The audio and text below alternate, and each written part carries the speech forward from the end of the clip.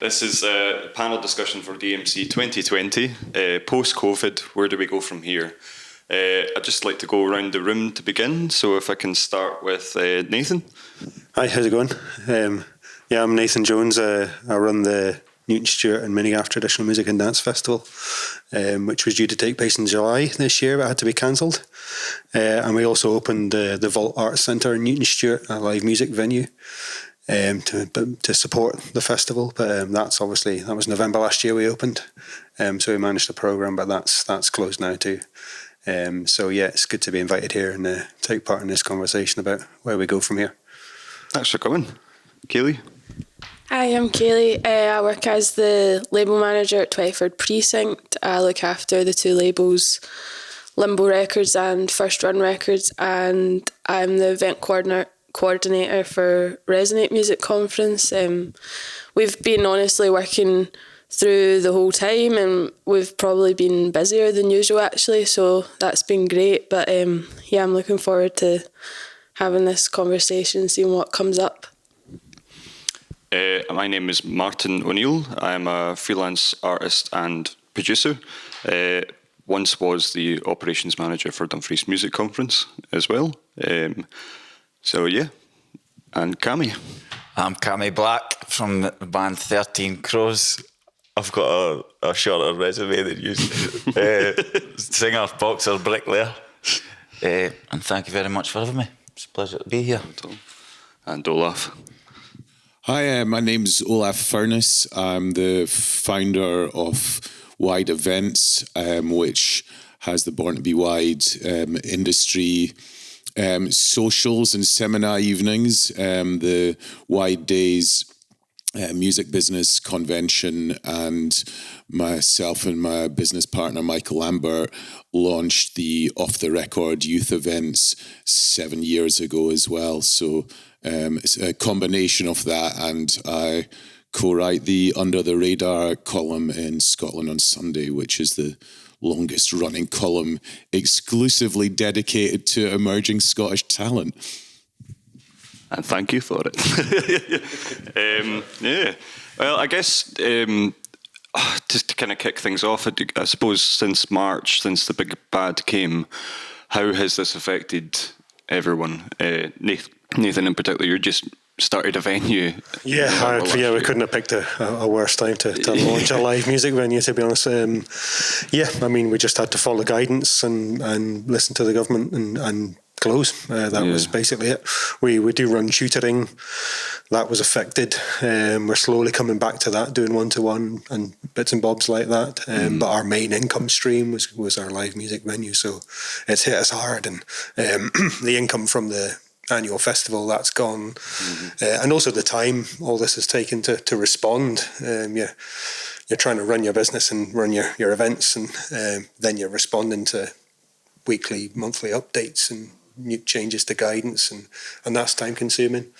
Additional funding applications to try and cover things, so it's had a big impact on our running. It's very really depressing sounding. I feel very sorry especially for new businesses and things that have just kind of starting to get the word out. I mean, I heard about the Vault when it opened and was like, what? It was really exciting. There was a lot of kind of energy behind it, and there still is. And I think a lot of you've drummed up the community support, so it will. The community's been absolutely great, and it's affected all the artists that were involved. It's not just affected us; it's trickled down. But the support's there, and I do feel within the industry there's a sort of real urgency to get back and a real desire to get back and be stronger than ever, because people have missed music and maybe they haven't realised it, but it's not there, and they're definitely missing it. So I think we will be back stronger. It's just hopefully that comes sooner rather than later. Absolutely. Kaylee, you mentioned you're busier than ever. How so? Well, we're a small team at 23rd Precinct. It's myself, Susan and Billy. From the label perspective, from Limbo Records and First Run Records, which I manage, that has actually been quite busy. We've been scheduling a whole lot of releases. I think we're working with a band at the moment, Fovs, on First Run Records. We had a plan set out with them before sort of lockdown started, and luckily they were in a good position with the amount of songs they had recorded. So in terms of the label side of things, it's definitely like actually been a lot busier. Publishing side, I think, that's kept going as well. But obviously with Resonate, we've had to rethink the whole sort of structure of it. And we were essentially in the initial planning stages before lockdown started, and we were obviously reaching out to some of our long-run partners. But I think a few things have changed this year, and obviously we're moving online, so that has been quite a learning curve for myself, Susan and Billy. But I'm looking forward to obviously seeing how an online event will translate. I personally find it quite hard to network and stuff like that sometimes, but I think hopefully this gives a new sort of way for people to maybe approach that online. We've been kept going, I'd say. It seems pretty busy, yeah. Yeah, I mean, we're a small team, but we work hard, and it's all going good at 23rd Precinct anyway.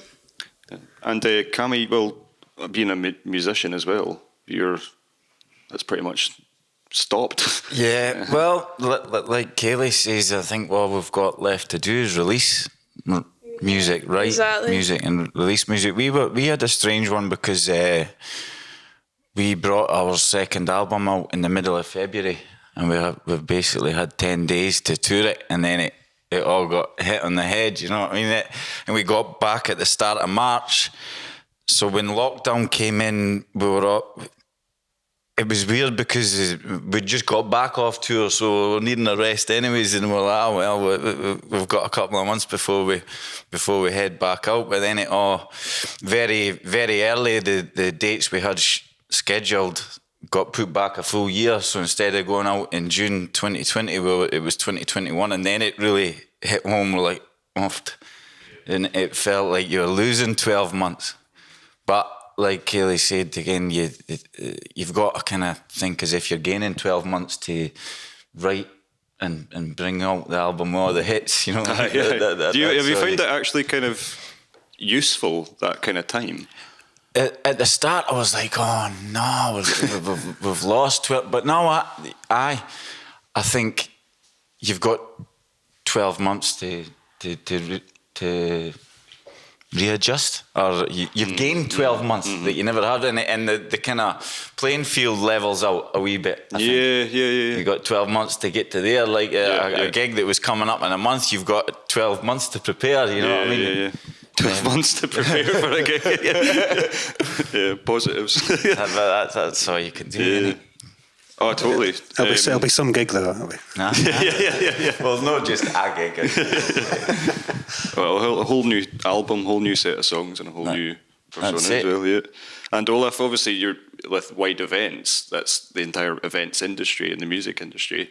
You're kind of at the forefront within that. And how has this affected your company and your work? It's been interesting. I mean, I think that there is nothing as stressful as putting on a convention with, all the different aspects to it. And I think that from a personal perspective, already at the start of the year, I was doing 60-hour weeks. And in February, I've been a kind of fatalistic bastard. I was saying to my business partner, Michael, well, we should really be looking to make contingency plans because they've locked down 5 towns in Italy. Even if it doesn't come over to the UK, it's going to impact on people's willingness to travel and potential speakers. We introduced something last year called the Festival Takeover, where we invited 3 festivals to guest program a stage.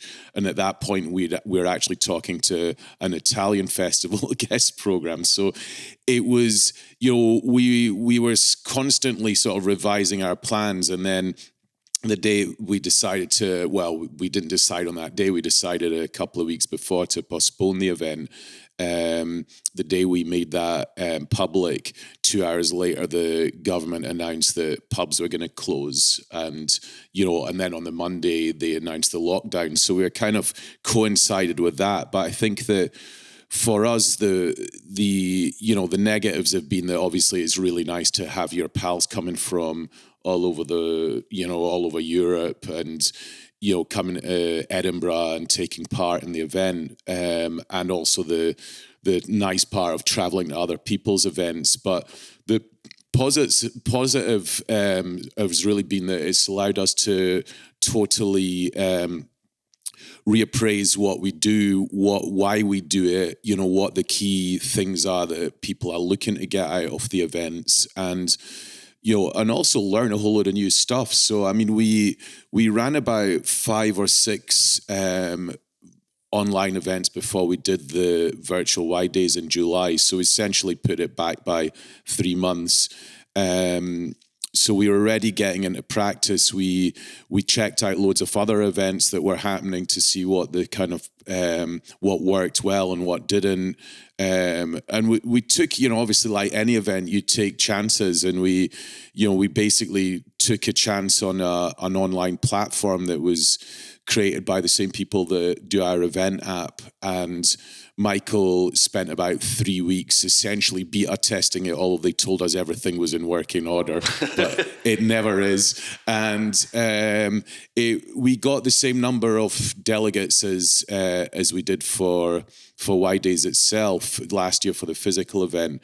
The challenges are obviously we had a few partners drop out, 1 or 2 partners who said they were going to support the event, then just go, no, we're not going to do anything. Usually the ones with the biggest amount of money, I might add. All the Scottish partners really stuck with us, and in the case of Emu Bands and the SMIA, both recognized what we were trying to do and actually gave us more support, which was incredible. And so you've really had the sort of the community rallying around what we were doing. The outcome of it was that obviously we're the first event to actually charge for a virtual event, even though it was only £30, but we had a bursary for everyone in the Scottish industry who was affected, so they could get in free. And the interesting thing is that we've had more immediate results or outcomes for the showcase acts that actually really engaged with what we were doing than we have had previously with a physical event, because we actually recorded the first showcases in Scotland post-lockdown. So we basically got, that was another thing, that sort of seat off your pants stuff. Fortunately, we're used to doing stuff very, very sort of, making decisions and adapting stuff, very swiftly. And we managed, and because there's only 2 of us making the decisions, or the key decisions, we were able to pivot, and we got the Leith Theatre, who opened specially for us and were totally amazing, it has to be said. And we just spent 3 days with the showcase acts going in there, playing to an empty room other than the crew. And the positive of that is that they got far better quality video than they would have if we'd just done a normal showcase. They got seen by far more people. One of the artists, Kapil, he actually got picked up by Biffy Clyro's agent, Steve Zapp, on the strength of a virtual meeting and Steve seeing his performance. So that's the first time we've had someone do an agency deal within a month or within 6 weeks of the event. That's amazing, and, considering. Ironically enough, the only other live stuff being recorded at the same time as ours was Biffy's Barrowlands show. And they had 90% of the gear that we were using the same production company for our stuff, and they had 90% of the gear. We took the remaining 10% of it. Obviously, how things progress, we're going to talk about later. But I mean, I think that, it has been, it's been interesting because I've been having far more conversations with people, and that's been really nice as well. A lot of the streaming things that I've been wanting to do for, since the second Wide days.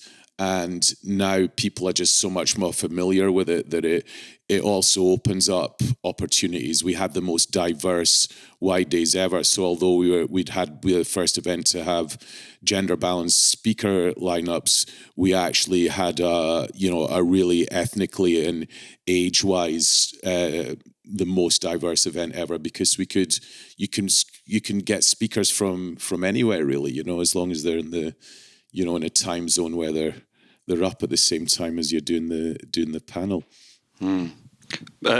Fascinating. What the kind of thread I'm picking up is the sort of positives. I think there's some kind of remarkable thing within the human spirit. This sort of, massive global pandemic. Everyone's kind of, locked inside and everything like that. But it has brought to the fruition a lot of, because you were saying about it gave us time to kind of focus on what do we do and why do we do it. Those kind of core values, and I think in terms of your writing as well, probably bringing it back to like what exactly that all meant. And I suppose what is that something we can move forward with out of lockdown, or do you think it's all the pace is going to pick up once again, and then it's just going to get back to strategizing? It's going to get back to getting footfall, getting numbers in, getting more sponsors, or is there something that we can take from this and move forward from it? Yeah, I think my brother's a full-time musician with the Old Blind Dogs, Scottish trad band, so they had their USA tour cancelled and bits like that, and so we know a lot of people in the traditional music scene. I think it's given them time to maybe do writing and release new stuff, but their income's missing. So I think when we come out of it, people will be straight back into their income, and I think they'll probably lose that time that they've had. And my worry is that for a lot of people that are full-time musicians, that's their income is away, and they're struggling to wrestle with that at the minute, and maybe aren't getting the freedom to do their releasing. But it sounds like artists are busy and they're adapting to that. So, And Cammy, just on that kind of point, like, so you're quite a big touring band, really. So that's kind of stopped because it's 13. They're pretty big in Germany. Yeah, we spend a lot of time in Germany. We've toured pretty constant for a few years now. So, but I think time is the big thing. You feel like you've got time to work on the things that you haven't had time to work on, especially when you're just in and out of a van for the. You know what I mean? And to think about why you're doing it and thingy, and get back to just the notepad and the pen and the acoustic guitar and the couch. Do you know what I mean? Time is the big thing. Yeah. And I suppose just because you've kind of been at the opposite extreme, where you find yourself busier and not necessarily had that time for extra strategy. But I suppose with Resonate, that's kind of changed things a wee bit. Have you gone back to your kind of values within that, or is it how you're moving it forward?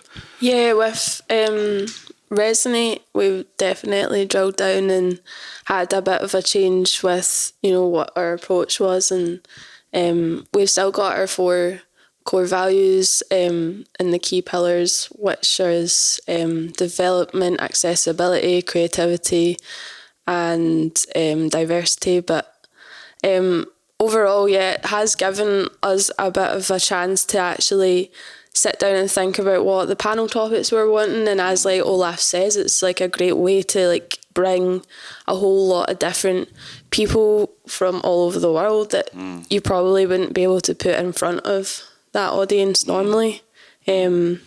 So I do think, thinking back to the start of lockdown in March, I personally was saying, no, that will be fine. November, we'll be able to run a event by then. But obviously we're at September now, and we obviously made the right decision not to go ahead with something like that. But honestly, we have at 23rd Precinct, we run other events as well, and we've got a couple of those on hold, obviously getting rescheduled for the likes of October 2021. So honestly, not sure what or when actually events will happen again. I do hope that it doesn't just go back to normal almost. I think that a lot of artists and a lot of people on even the business side of the music industry are finding new ways and better ways of doing their work. I think a lot of people are realising, you don't maybe need that office space or maybe you do though. Yeah. I've found that I do like my office space. I do like my routine. But yeah, I think that we will learn a lot from it. It's just about I hopefully think we shouldn't go back to the way where we do need to keep moving forward and like thinking of like new ways of like sitting down and strategizing and actually looking at your brand and looking at your event from like just take a step back and see what else like you can do to help. I suppose like what's kind of come up is there's amazing support schemes like you mentioned the SMIA and things like that. There's help musicians and lots of kind of different conferences that are publicly funded or privately funded in whatever way. I guess moving out of this, do you think that's something that will continue will prosper a wee bit more, the kind of more funded kind of organisations? Or I'm not sure. I mean, we certainly put it this way, I don't know what Resonate's experience has been, but what we got from Help Musicians has been substantially cut. And we're obviously the biggest percentage of our events attendees are musicians, even though it fell a little bit this year, but it's still like a third of, or around 30% of our ticket sales. So, I'm not sure with them, but I think that there will inevitably be cutbacks, I think, in government spending. And I think that's where, at the moment, most of these grants that have been given out, essentially emergency grants to people having to give up the type of work that they're doing. And I think that is going to be an inevitable consequence for some people. And, I don't think the MU said that 17% of their members said they were thinking of giving up. But I mean, then that's also perhaps people who are wedding bands or who are, members of orchestras. The Musicians Union is a very broad church. So, the creativity obviously is always going to exist. There's people writing songs, who live on other sides of the world. I mean, Michael, my business partner, manages Father Son, and Ross has been co-writing with people in, London and Nashville from Glasgow. And I think that, that technology is going to enable that and make that easier. But I think on the funding side, I feel that, there's still the conversation about doing something really radical with funding is still to be had. I mean, we've discussed, the discussion around universal basic income is, gathered even more momentum around the pandemic. But I think that, there's a lot of scope, and I don't know if it'll happen, but rather than applying these sticking plasters, I'd really like to see something like the New Deal that Franklin Roosevelt introduced during the, Depression in the States, where they put loads of artists, not just musicians, but visual artists and filmmakers, essentially on a government payroll. And, you're to create public art. Sweden has a long history where, the government, after the Second World War said that, culture should be accessible in small places. Every small town should actually have equal access to culture. And I think that's where there's scope to actually do something really exciting. And there are models for this, like the Fashion and Gale movement, where, it's traditional music, but they're, those community music initiatives where, I mean, obviously that's gonna need the community at least to be able to come together. But where, where public money's going into something, it's not just like, here's money to make an album or here's money to do a tour. It's like, right, here's money to work as an artist, work as a musician, and but share your knowledge. Go and play in a prison. Do something. Go and play. You have to get this money. You also have to go and talk to a school, or you also have to go and play in a jail, or you have to pass on your skills to the next generation, like the Fashion guys have done. And it's I think there's a lot of scope for creative, exciting ideas. And we featured a session called Leading Artists, where we got 4 different artists or acts to talk about stuff they'd done during the lockdown, and there were some amazing ideas, and I think that's it reflects the industry as a whole.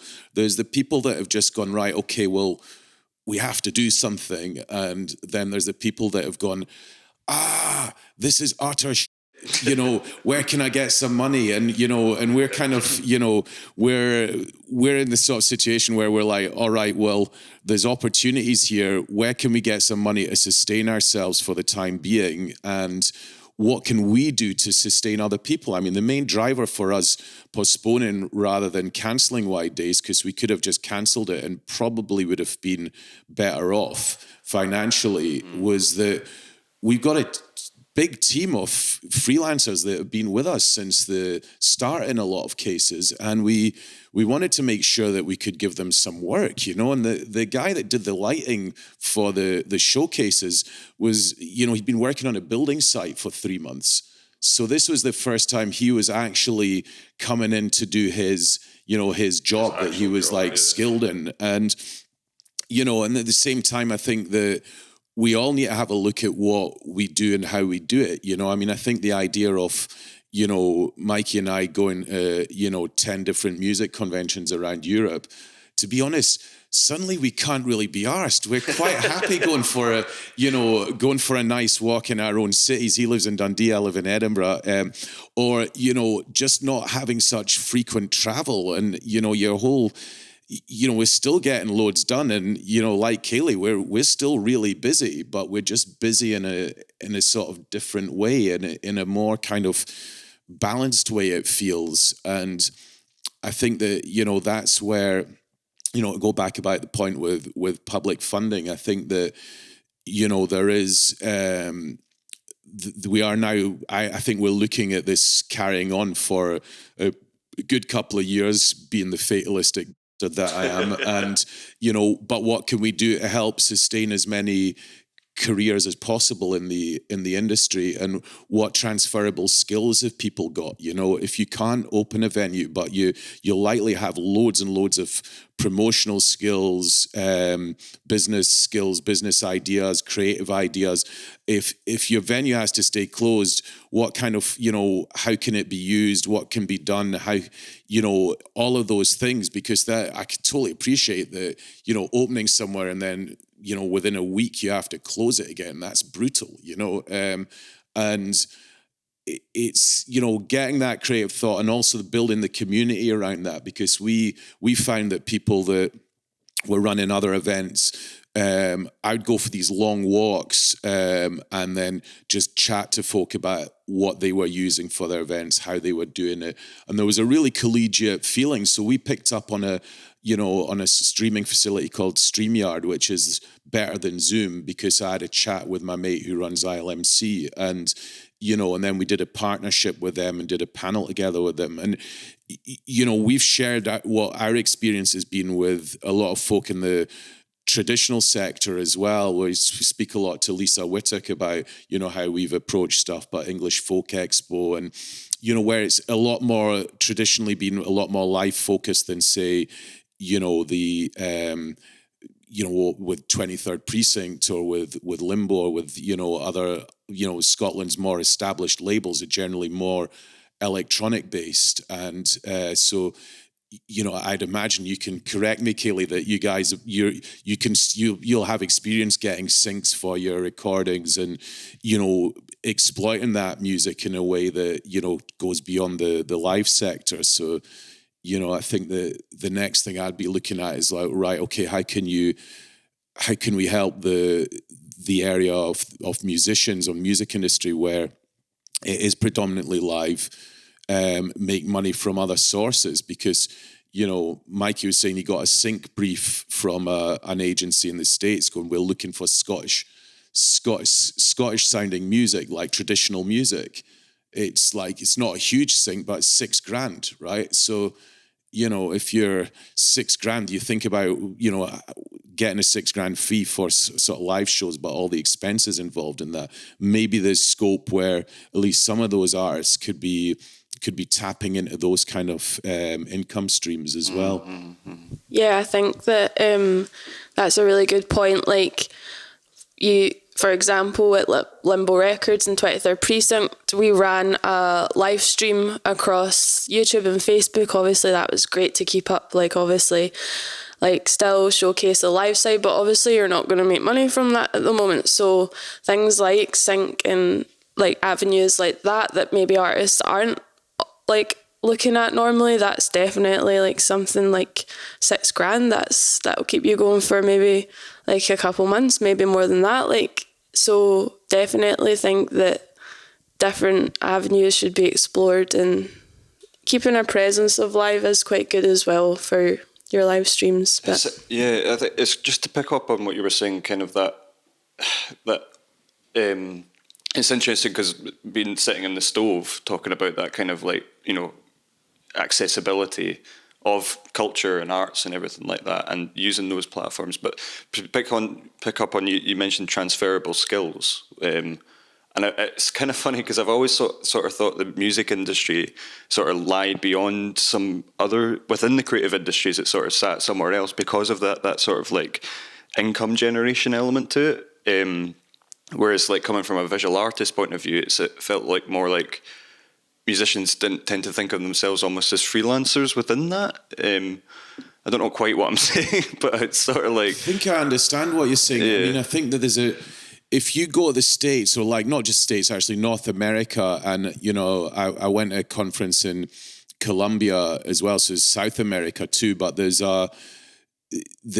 musicians, because I think they perhaps have less support as well, tend to also be think quite entrepreneurially, and also tend to think about what they do is not just a creative process, but as a career, and a career where they have sort of, I suppose, career aspirations. Not going, I want to play Glastonbury or I want to have a number one album necessarily, but I want to be able to make... I want to be able to pay my bills and to make a living from what I do. And honestly, I think in 10 years, the only time I remember someone talking about his music as a career, of any Scottish musicians, was, a night that I went out drinking with Scott Hutchinson from Frightened Rabbit. And, he did have a career out of it. That was his mindset, and I think that there's still an element where, people tend to, I'm not saying this about you, Cammy, but I think that, by the sounds of it, you've got your business under control, you know what you're doing. But I think there's still this tendency of like, oh, that's unsexy, that's not rock and roll. If you're thinking about, the business side of what you're doing, then you're not really a true artist. And it's like, well, tell that to Jay-Z, to the Rolling Stones, to AC/DC, to U2. I mean, not that I'm kind of advocating listening to U2 that much, but you know what I mean? It's like a lot of these, a lot of the world's biggest names in music are also very, very sort of on it when it comes to taking care of business. And I think that's because they want to have a career. And I think that, we see it where that investment is made. There's, we see it with the showcase acts where you can really tell the ones that are, and I'm not talking that they're going, man, I want this much money and I want this, but they're just going, in the first instance, they're just taking advantage of the meetings that they can do.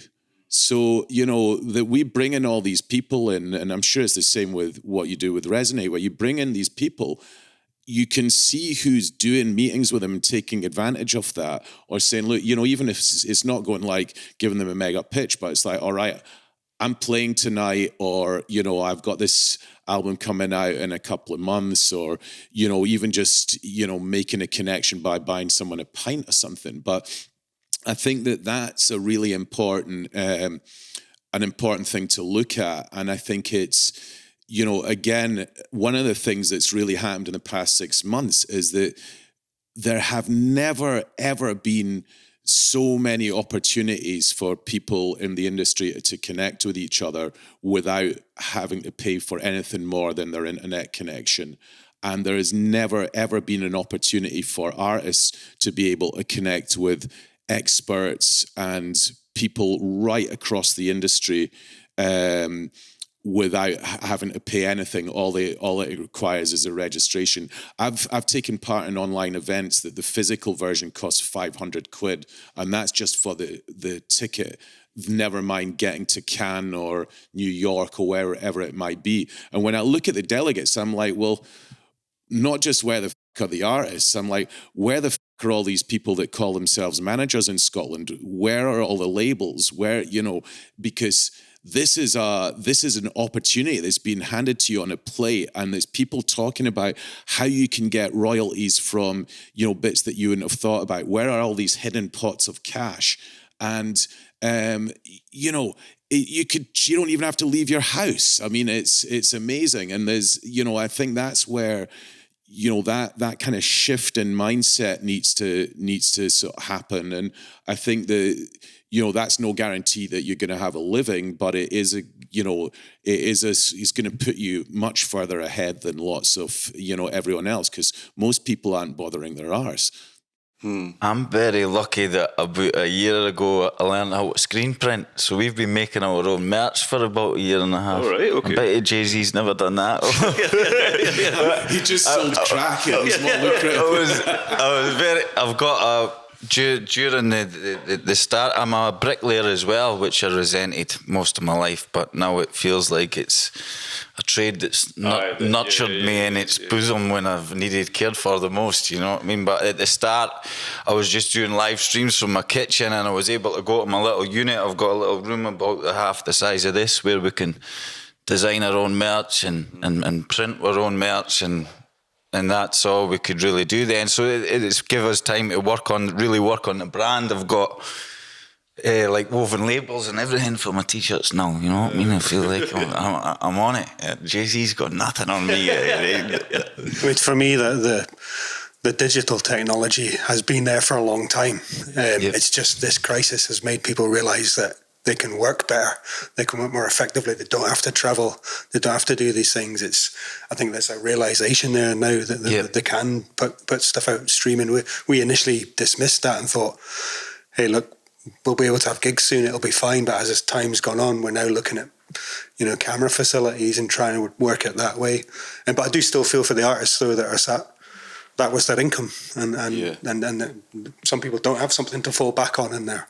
Where they go in now from here, you know. It's interesting, just like to pick up on that kind of. I'm sorry, I'm latching onto this like embedding kind of musicians in communities and things like that, because that's kind of where my head is most of the time. But like on a kind of local perspective, like our relationship to music and musicians and everything like that, do you think that's going to change? Do you think our relationship to culture generally is going to change, like from a public perspective?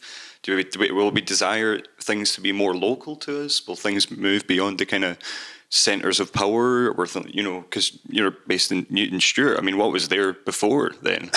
Like, not a great deal. No. I mean, I see there's a Spotify debate recently that I noticed where musicians were sort of saying, "Hey, look, we're getting nothing for our work. It's ridiculous." So I think this has caused people to go, hang on a minute, we are undervalued here, you know, and we should be getting paid better, and you know, we should be getting out. Yeah, it's an interesting one with Spotify, because I think there's so much misinformation put out about that, and you know, actually Spotify is. I was over in Sweden. Ended up staying longer because my flights kept getting cancelled as well, but. You know, that has proved, especially in places like Mexico, where people just didn't pay for music. In the days of CD, everything was bootlegged. You know, only 20% of sales were actually legitimate. So there was a huge amount of money going into music, but not very little of it coming back to the labels and the artists. And when Napster came in, you paid for one flat rate call with dial-up, so people could get an album for like 15 pence or something for the price of one call. And, Spotify has pretty much single-handedly brought millions of people into the legitimate, music market and paying for it. And I think that, the people the question is, and I understand why someone goes, all right, I've had like 80,000 streams and I've not made very much money. But it's like, well, would you have had a label deal that paid you that much money? It's a lot more complicated than than people really look at. And the elephant in the room that no one likes to talk about, ostensibly because a lot of them are doing deals with YouTube and Google and stuff, is that actually the most untransparent one is YouTube. And they pay far less. And it's like, folk don't, there's always that Spotify discussion. And it's like, well, actually, it's a lot more nuanced than that. And I think that, the reality is that, it's also moving away from this sort of 1% thing with that, where, you're talking about thousands of artists now rather than just, scores that are actually, getting over millions of streams, where, band like Vistas that we had showcase in the Wide Days, they got 120 people to their showcase for a free showcase, but they'd done 1 million streams on Spotify before they, done anything really. And that's $4,500 if you factor in the MCPS.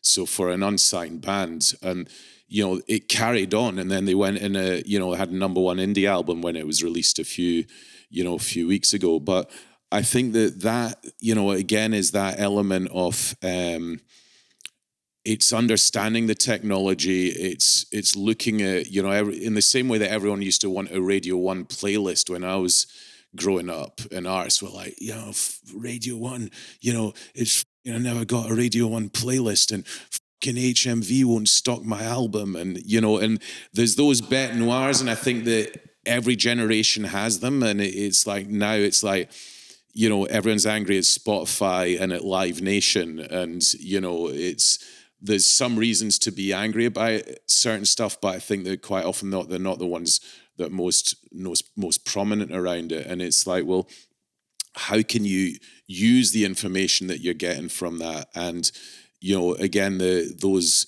local listenerships where where people are checking you out, and where you're talking about playing in Germany. There's a band that I wrote about a couple of weeks ago, a rock band from Aberdeen, and they've got like really quite decent streams in Germany. And it's like, right, okay, well that's they can then promote to that German market. There's those opportunities that it offers, and those different elements of it that can actually really help target your audience in a way that I guess you couldn't before, and I think that's one of the that's things are constantly evolving, and I'm kind of old, so I kind of see this sick cycle that's come around where in big markets like the UK and Japan and Germany and the US, it used to be you toured to, support your album promotion cycle, but the label essentially paid for that. The record company paid for that. And then it moved when the, Napster hit and CD burning and the recorded music sales started to go down. Everyone started running towards live, and then everyone started running towards sync. It was like kids all chasing a football, one of those sort of football games. And then, now I think what we're going to see is there's going to be a move back towards, building an audience in a territory before you go and tour it. Yes. And, reducing the amount of touring perhaps, but then, having that thing in place. So we're looking at that from an export perspective of like, what can we do to help acts get a foothold in certain markets that they're looking at? And that way it sets it up as it would have done in the olden days, where a record company would have invested in the promotion and, you know, in certain countries, and then the band goes and tours in that country. So you're kind of going in there with I really like Spotify. I don't know if I'm just living in ignorance because nobody else seems. I think it's great. Me personally, I can see that. Well, it's good to get the artist app and you see how many's listening and what country. You're like, there's more people listening. Does it show you like countries and regions and it shows you your top cities and stuff like that, and you can see there's more people listening in Sao Paulo, Brazil than there is in Dumfries or whatever, you know. But you can see the top countries, and then I see the orders coming in from the website for merch and vinyl and stuff like that, and it all syncs together. So there's something working. It's really interesting. And I'd like to pick up on the kind of streaming. I mean, from a publishing side, how, you know, dealing with artists, how have you seen this kind of growing tension with artists against kind of Spotify or anything like that? Or are you seeing kind of they're actually kind of like yourself, like fairly all right with it, like, or well, from the label side, of course, I give advice to artists that you have to, you know, use your Spotify as almost like another social media platform. Like, it's best, you know, to keep your bio updated, add new like images to your gallery. Like, they want you to actually be taking those followers from your Facebook, from your Twitter, Instagram, and they want you to like get them onto their platform, and they want to try and keep your audience there. I think interesting point, maybe it's not really like UK, it's more like from the US, I guess. There is a lot of sort of the publishers, I think it's Wixen, they're like currently suing Spotify billions because in the US it's a bit different when you procure a mechanical license, but the way that it's happened is that there's a whole lot of songs on Spotify's platform that they haven't procured a mechanical license for, or they haven't paid the mechanical side for. It's a big debate, I guess, that's from the publishing side in the US. But I think there's not really like a certain pushback from our songwriters or artists and stuff like that. We're always like, I think there's almost like sorry. I guess the point here is that there is a bit of a like, people think that the publishing side doesn't get paid enough from the streaming platforms. There is obviously the label side, there's more money on the master side. People think that it should be the same for the publishing side, but I think the publishing game is really hard just now, and in terms of streaming, like with 1 million streams, that's, what was it, 4.5? Yeah, I think that, you know, it's they roughly pay about that in different countries, don't they? But something like, once you factor in the MCPS, which I guess you won't in the States in that, with the example you're given. But. I think that I think the Spotify side, as you say, there is obviously some like bad debates about it, but the bigger picture is that what we should be focusing on just now, I guess. Do you think then, in terms of that, and you mentioned this is a almost like cyclical pattern within things, do you think, and I agree, but I also think there's something going on right now where it's kind of actually people are more pessimistic or getting more kind of knowledgeable about where the profit and where money is going? And on that kind of hyper-localised sense, is like, will this now foster, do we think, a kind of new music economy that actually supports the places or communities or people that make it? So if you look, I'm just thinking, there was a speech that George the Poet made a while back that was sort of about the hip-hop scene globally and how it was sort of disenfranchised from the communities at which it was actually born of, and little money actually came back down and trickled down towards that. Do we think maybe, or could we start kind of maybe looking at that as like, you know, music actually fostering the kind of communities and people that make it a bit more within a kind of localized sense? I think it's already happening, and it's, you know, happening in places like the Highlands and the Islands. Yes. You know, it's maybe sort of genre specific, but there's I took part in a kind of 2-day meeting with people who are also, exporting music or looking to export artists, showcase artists. And last year, and there was a woman from Cornwall there, and they set up this incredible touring network that was community based in Cornwall, and I think that that my feeling is that is gonna become more localized. That also already exists in countries like Norway, where you have like a huge summer festival market with loads of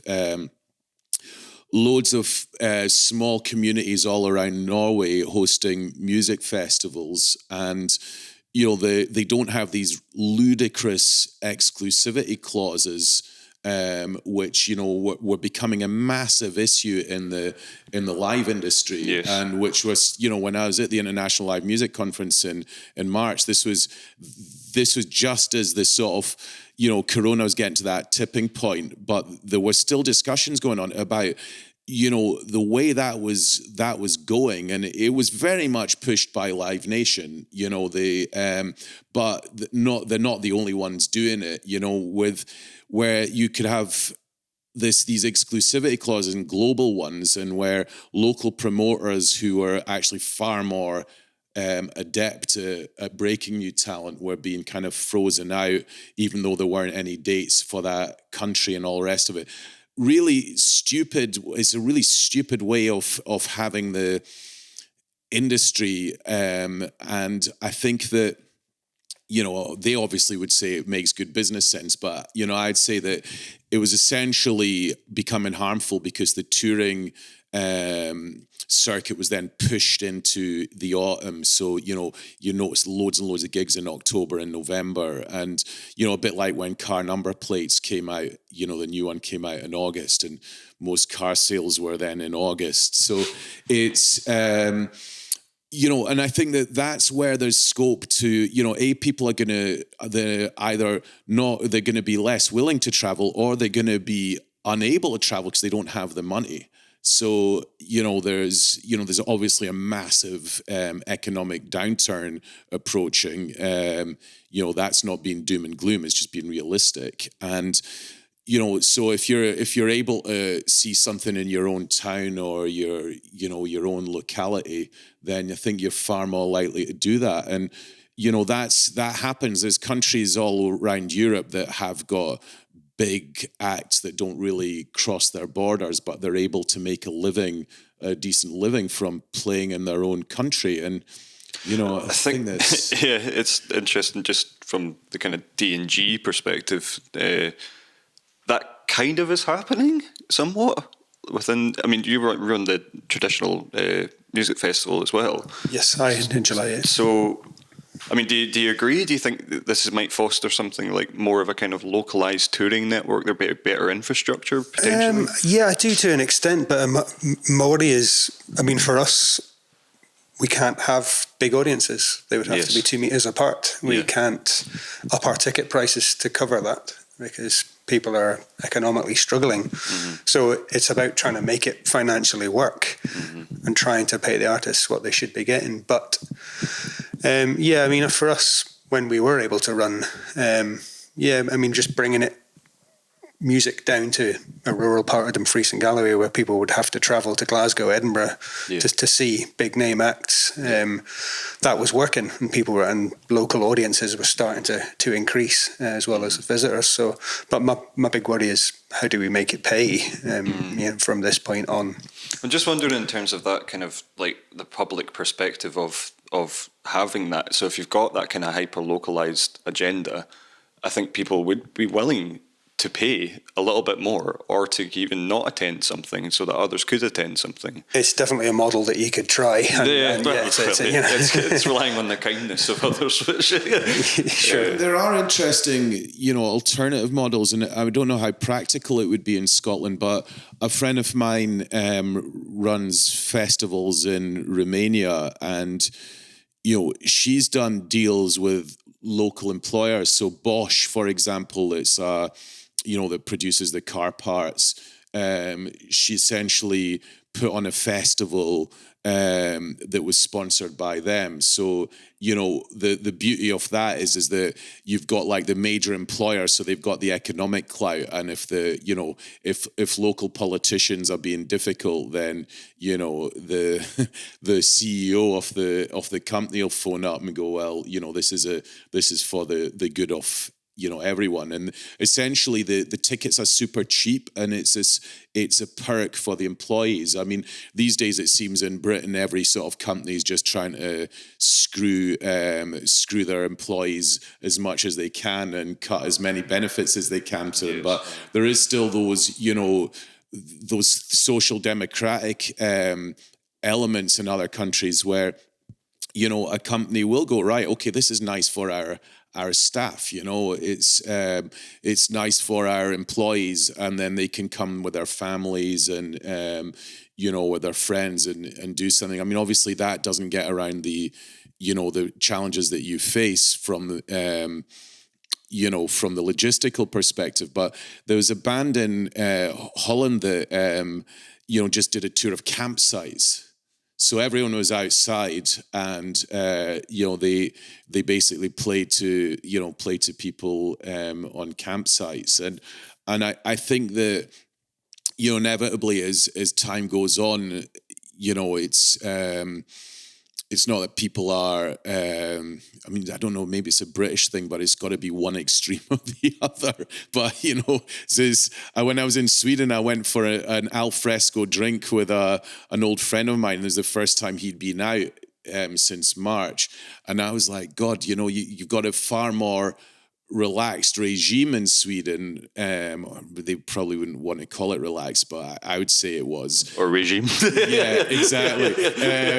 But the thing is that, you know, I felt a bit ashamed, because I was like, all right, I've actually been to a pub 5 times since July, which obviously still isn't very much by normal standards, but where you know, they're already talking about having a showcase event in February. I had a meeting about this, you know, you know, and I think that is perhaps the other thing that will, you know, from an artist perspective, an agent manager perspective, it could well be that they start to look towards places where they have got a more sort of relaxed system in place. But I don't know if it's, you know, it's realistic to be able to just completely stop, you know, gatherings of, you know, of any sort of size for the next 3 years. I mean, I guess they must have done it in the Second World War, where swimming pools and, you know, big concert halls were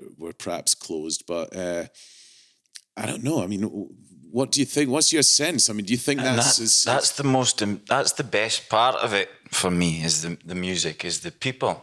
You know, the people are watching, and you're being able to help people get through their week, and you see people on the other side of the world, but you know, and you give them a cuddle. That's the hardest thing.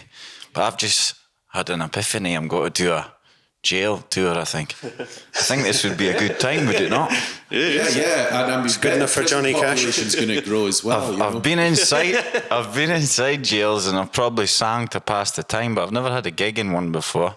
Well, there's a woman that's just launched a sort of prison initiative, but there's been a few that have been happening over the years. I mean, it'd be, you know, and that's the other thing is, you know, if you're going beyond just playing, and then you're actually sitting down and sort of teaching people or talking about, you know, the music and encouraging other people, then it, you know, it takes on that extra dimension. So, you know, for example, what I was saying earlier on, you know, you should, rather than going, all right, here's a grant, Cammy, to record your next album, or, you know, here's a couple of grant, fill in, you know, this application, and in, you know, 2 months' time we'll tell you whether you've been successful and you're going to get support to go and tour in Germany, right?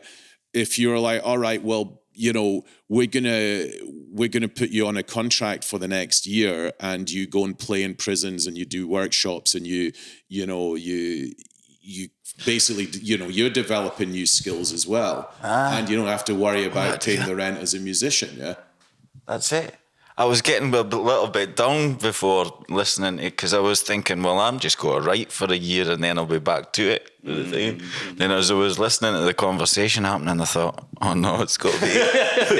But then the jail thing, Olaf, you were saying about they can't sort of stop big social gatherings, but for us, it became just a campsite. They were due to have a music festival event, and it just became an issue of liability. That was the worry. They thought, are we going to be held accountable if something goes wrong? And that's the real problem. I mean, a pal of mine who does the Fly events, who was one of our, keynote interviews at Y Days, he's been saying to the City of Edinburgh Council, look, my company's going to go bust. I've got all these different ideas for other things that I want to do that would allow me to keep my staff on.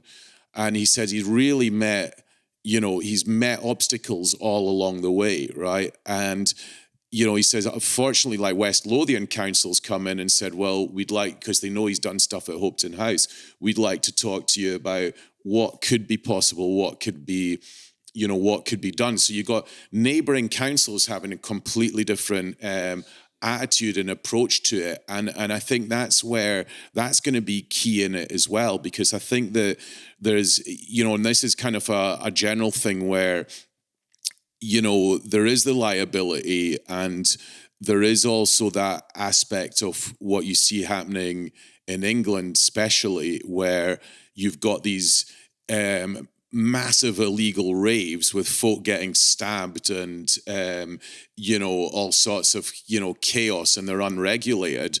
And you're like, well, are we going to get to the point? Because I totally understand, why if you're 18 or 19, you're, 3 months in the life of a teenager is far longer than 3 months in the life of a middle-aged geezer like me, right?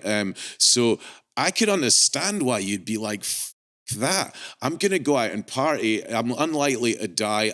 And even if you do give a shit, you're probably, or even if it does cross your mind, if you're boshing 4 eckies and smoking or vaping or whatever and drinking, a couple of bottles of Buckfast, are you really going to care that much whether you get that COVID? You're just in that, at that age, you're very often in that kind of, I'm not saying this, I'm not saying this for all teenagers, but, certainly there's that kind of element that you don't feel like the same way as you do as an older person. Do you think audiences could sign a waiver, perhaps? Well, why not?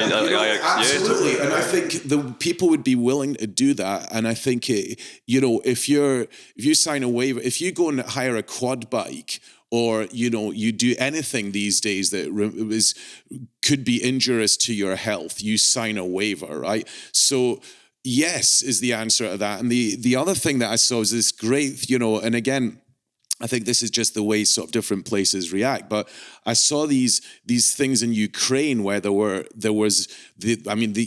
probably do it in bits of Glasgow. It'd be harder in Dumfries, but where you have these like tower blocks and there's concerts happening and people are watching from their balcony, and this is, I guess, like a kind of scheme version of Ibiza Rocks or something, and where they're all looking down into the sort of courtyard of these hotels that surround the hotel balconies that surround the stage. But I think this is the thing. There are solutions, or there's ways that you can still minimize the risk, and you can still actually allow sort of things to happen without this, without these kind of extremes. And my sort of, one of the things that I've said to the council and the head of the communities and culture committee at the council in Edinburgh is like, look, it's really important to be speaking to the Fly. It's really important to be speaking to the guys from Terminal V,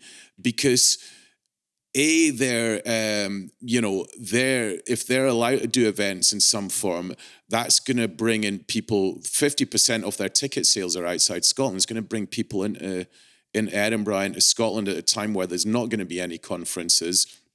It's also much better to work with people who have experience with safety, with, you know, all the issues around large scale events, and are used to working on that basis, than it is having, you know, some sketchy geezer hosting a sort of rave in the woods where, you know, you have absolutely no control over it. And, you know, there's obviously it's not going to be the same, exactly the same. You know, I've seen those things where you've got groups that they're on these little platforms that you normally just get for disabled, you know, festival goers, and they're on a kind of platform, and then you can kind of check out the stage from your wee platform or whatever. But I think that, you know, at the moment there should be, you know, what we should be looking at in the medium term is how can we let those sort of things, those hybrid things happen, and how can we,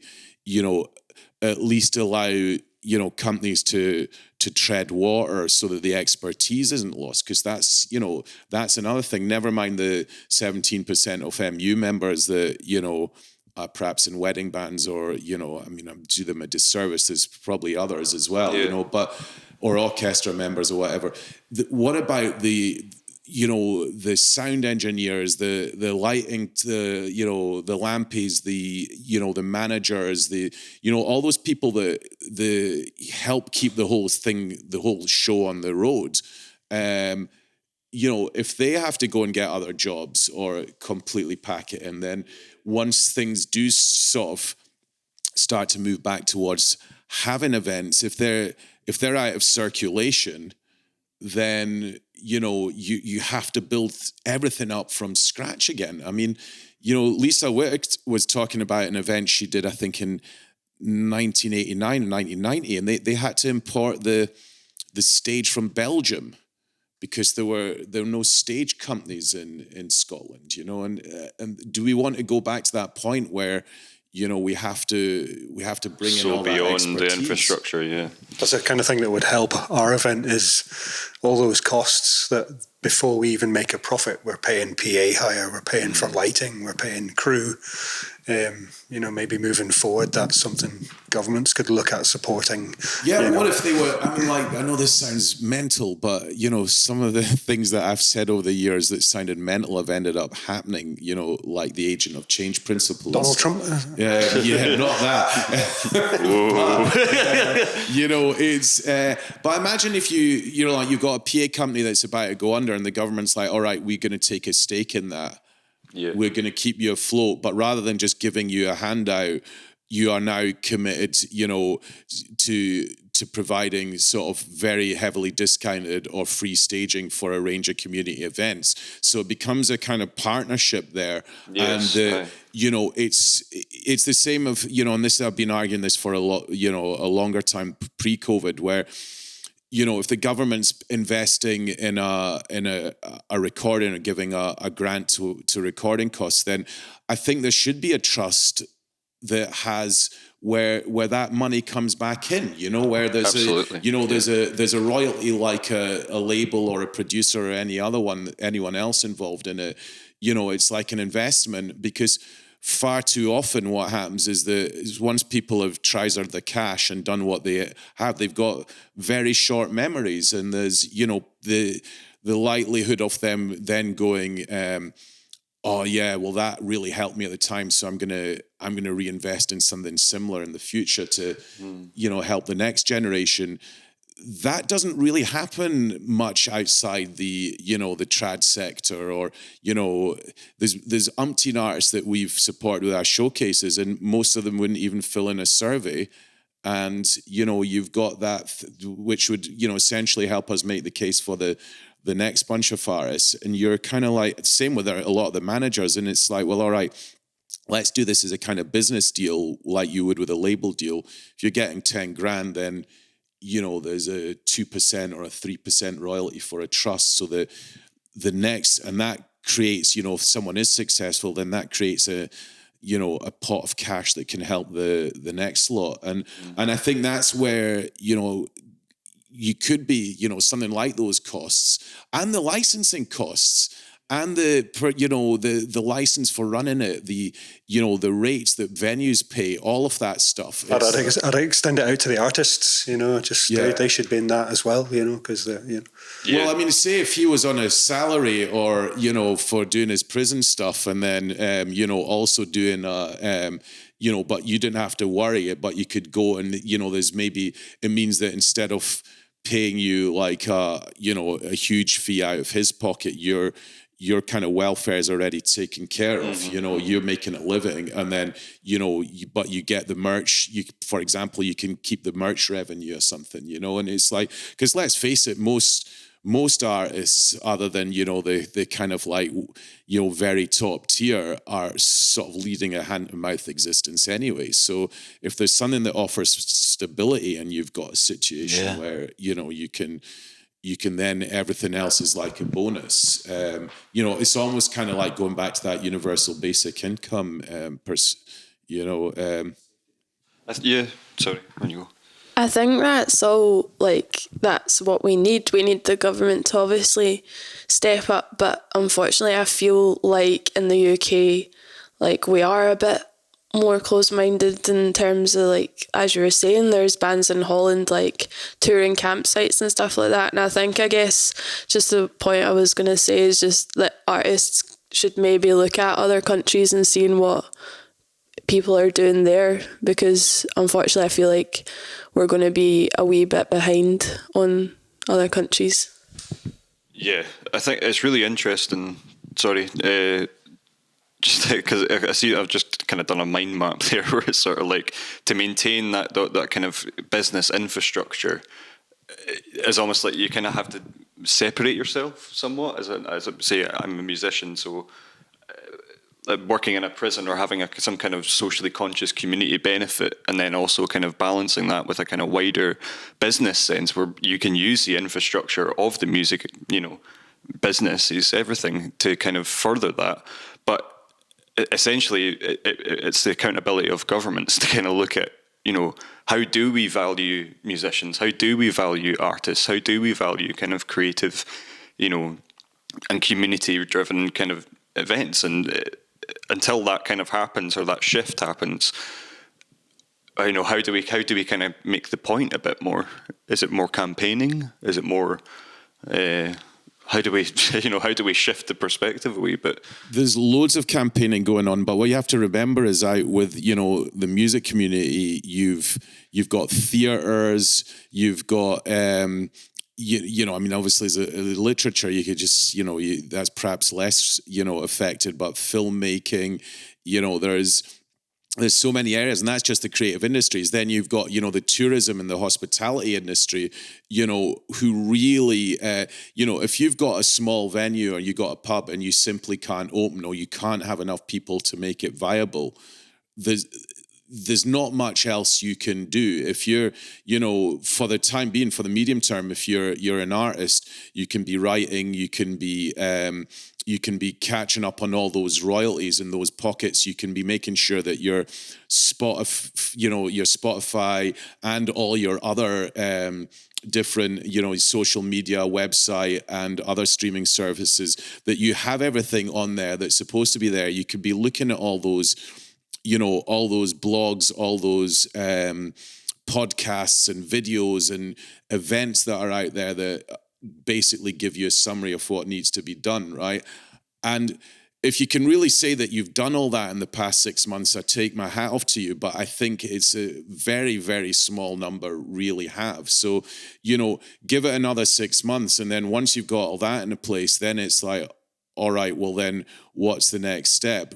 Who knows? But you're going to be in a much better position to actually to move forward, because there's stuff that we did with our events that we've been sitting on for years, where we're like, you must have had this in your office as well, where there's just certain things where you're just like, oh wow, okay, right, okay, we've actually got 2 days where we can just do this, because no one else is going to be expecting anything from us. I mean, my inbox has really shrunk, and it's been brilliant because I can I get a couple of hours where I can, previously I've been having to sort of go backwards and forwards. And I think that's the, the government inevitably is going to be handing out less cash. I mean, I think that, if you're lucky enough to qualify for furlough and self-employed support, and a lot of, people weren't, and you're, then, this is the time to be kind of preparing, because I think that come next year, that support's going to be going. And then the conversations that should be had with government is like, how can you proactively allow us to try and do something now rather than standing in the way? And that's been a discussion way before COVID. It's like, I could see it in Edinburgh. On the one hand, you've got certain people in the council going, oh yeah, it's really good. We've got culture and we've got this infrastructure. Even in Glasgow, I mean, the Barrowlands had problems because some place was built next door. They converted a place without permission into flats, without planning permission. That was granted after they'd been built. And, and the neighbours were moaning that had bought these places about the noise. And you're like, you've moved next door to a venue, right? And it's like absolutely. A city that is a UNESCO City of Music is basically making putting pressure on the Barrowlands to actually put up, brick up windows and to, arrange everything. So that's what we're dealing with. And I think that, if the, governments at all levels, right, from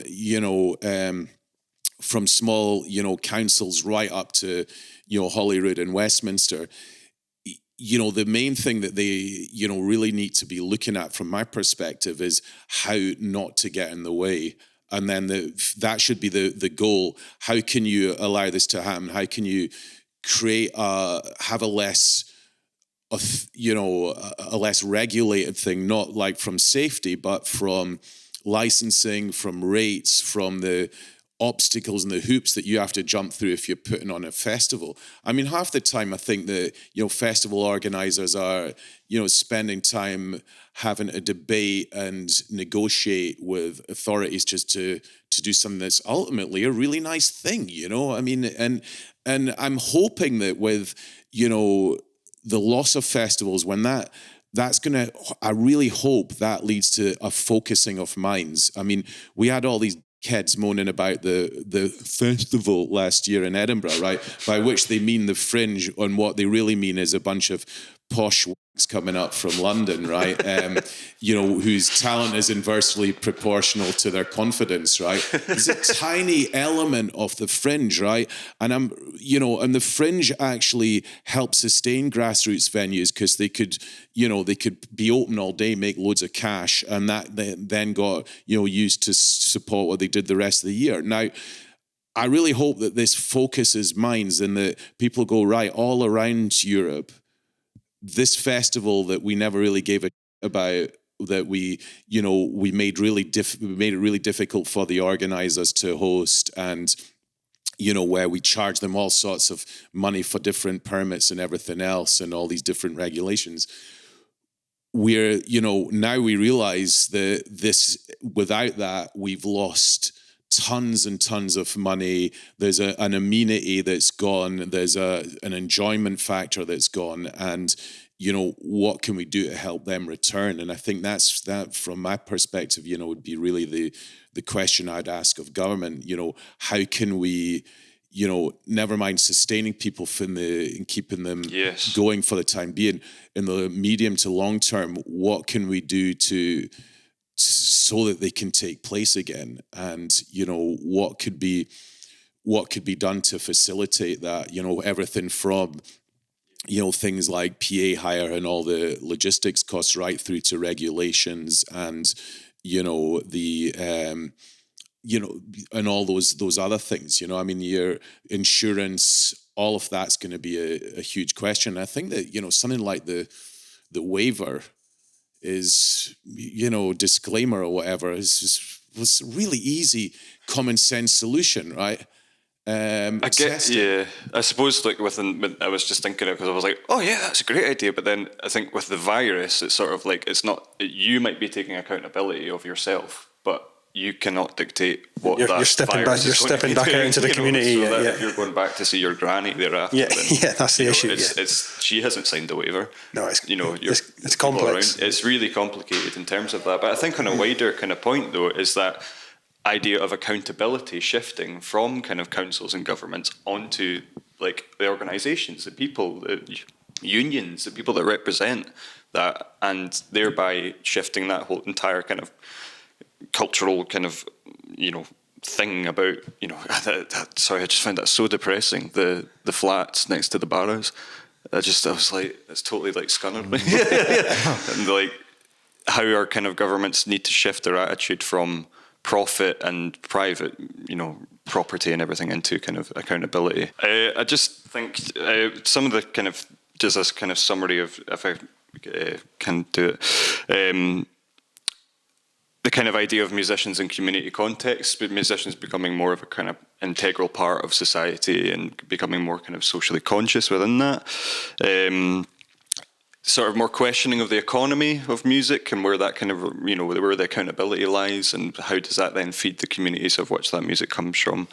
And the kind of general idea of accountability and the kind of shifting accountability from governments who, as you rightly say, get in the way a lot of the time, onto the kind of unions and those that it's actually, the change makers within the industry itself. And kind of got a general feel of like, how do we kind of shift the perception of what music is rather than a business, but it's actually kind of a vital part of our lives, and it's a vital part of, the colour of our lives, going to events, seeing kind of gigs and then Frankfurt. I'm kind of curious what your Spotify thing is. Is it like Annan and then Frankfurt? Annan's not on it, and I don't know if it's because it's not a big enough town or there's not enough listeners, which doesn't say much about myself. But and I think Faces on it. Oh, good. We're on the map somewhere, like. But yeah, and that kind of our kind of approach to music generally, and respecting it a bit more. And I think the solidarity that we all have to go through here is, fighting for our venues, making sure that we are there for them, fighting for the people that work, not just the musicians, but the industry are there. And I think thank you very much to everyone. That was great. Anything to plug while you're here? Your merch? Where can we get it? Come and get a 13 Crows. This is great though. I met a screen printer today. So, again, this is that whole element of like where, business is like, all right, now I've got someone I can approach when, if I need screen printing. And I'm your man. We zoom in. It's a tricky process. It took a lot of learning. I've cracked it now. We've got the stuff upstairs as well. It's better than laying bricks.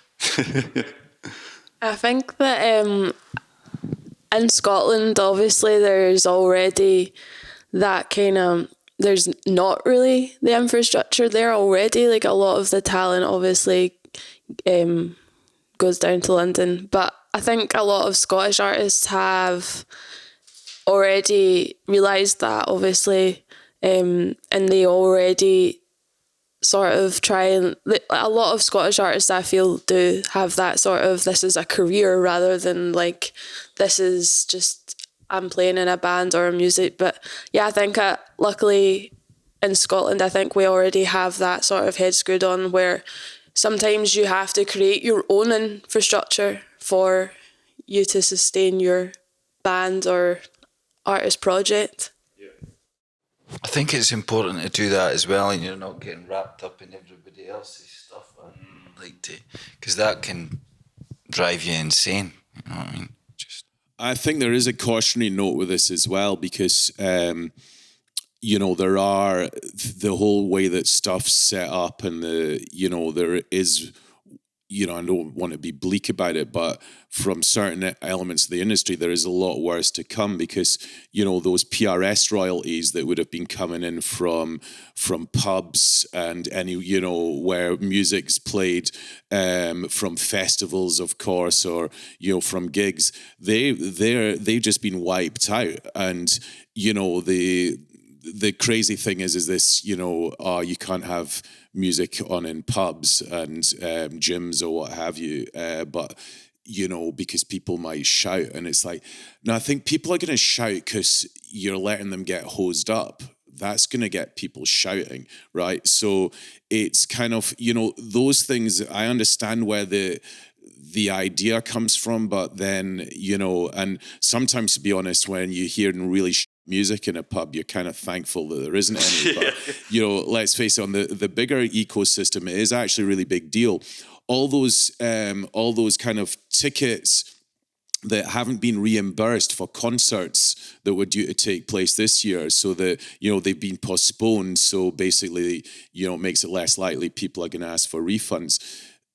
That money's been banked. So we need to think, well, all right, if those venues can reopen, then and all those all those concerts or events can go ahead, then where's the money going to come from that year?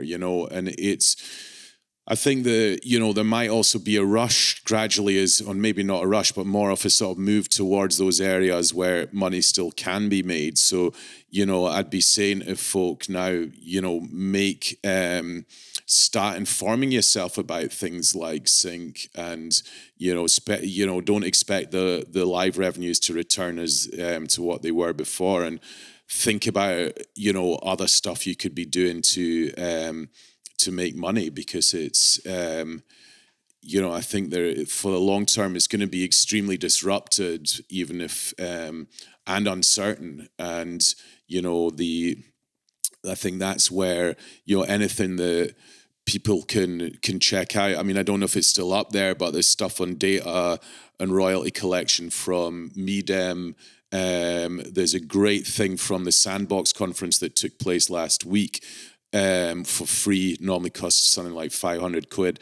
Just going through all the things on the different streaming services that are offered to artists and, labels and managers. So it's just a basic overview, but it really tells you, before you complain about the fact that you're not making any money from, Spotify, check that you've got your up-to-date biog on there, check that you've got all your social media ties, check that you've got merch, you're selling merch through it, and that you really have got up to speed with, the type of extra layer of insights that it offers, and then do the same with every other thing as well, be it Deezer, Pandora, or Apple. And then, once you've got all those, it does, and start connecting with people. I mean, it's so much easier to connect with people at the moment, and folk do have more time to do that, because they haven't got, if they're working in London, they've not got a 1 hour commute to the office and back, so 2 hours. They're not on a plane all the time going to a different conference. They're, although we're busier, I think that there is more of the busyness is shifted in character. So they're, and make connections with other musicians. If you're an artist, now's the time to be looking at who else. If you're on Spotify, look at who else, what other bands that your listeners are listening to, and if you don't know them yet, go and say hello. If all that fails, just go on Mad Max. Forget about the world. That's what I often think. If you see anybody running about on the motorbike with the pots and pans hanging off, that'd be me. The war paint on. Become a nihilist, like in the Big Lebowski. Yeah. It's a nice rug. But absolutely. I think definitely the making connections. Also, just to touch on that, make connections with the people that make money, the people that are good at getting funding, the people that can help you, because most of the time they are kind of willing to have that chat. But yeah, any other parting kind of words for anyone else? Oh yeah, we're back next year with our festival, all being well. So and as soon as we can have live music performances, we'll be booking bands, and probably putting more of a focus on local bands, D&G bands, just because that's where our heart is. So no, we're looking forward to that. Tradmusic.com is my blatant plug. That's tradmusic.com. Resonate Music Conference will take place on the 16th of November this year, online. Resonatescott.co.uk. Nice. 13 Crows. Go check out 13 Crows. And we've got an Off the Record event coming up, which is our music industry event for 16 to 25-year-olds. So if you're an artist or looking to work in music, we're planning that for early December, and it's just basically going to be covering the stuff that you really need to know, but also obviously adapted for the situation we're in at the moment. So, we'll be covering quite a few topics from that perspective as well. So that's otrscott.com, if my memory serves me correctly. Not to be confused with the Arrivistes in Manchester who refused to change their name, even though I told them that we are already running an off-the-record music event. But that's another matter. Well, thank you very much, everyone. And yeah, do check out the rest of the DMC programme. While we can't be here, I think I'd like to applaud everybody for it's a bit weird, this whole kind of setup, but I think hopefully I got a lot out of it, certainly, so I hope you did too. Thank you very much.